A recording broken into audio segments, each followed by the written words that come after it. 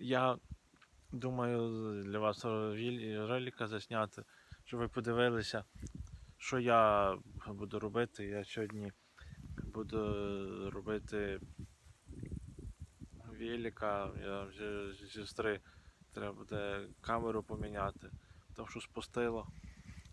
Вчора питався я робити, як заклеїти камеру, думаю заклеїти, як розбратірував, там подивився, що там тігла так очень багато.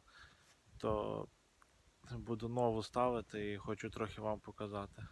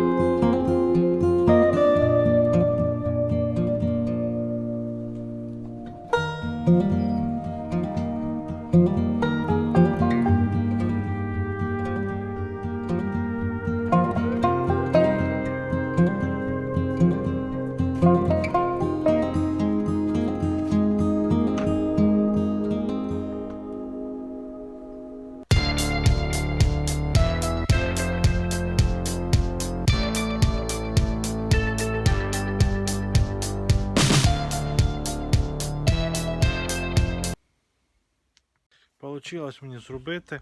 Зробив, перебортував, перекинув. Це дуже для мене недовго. Акуратно перекинув, нову камеру поставив. І вже надію, що вже не спустить. Думаю, що вже накачав, все, зараз будемо перевіряти.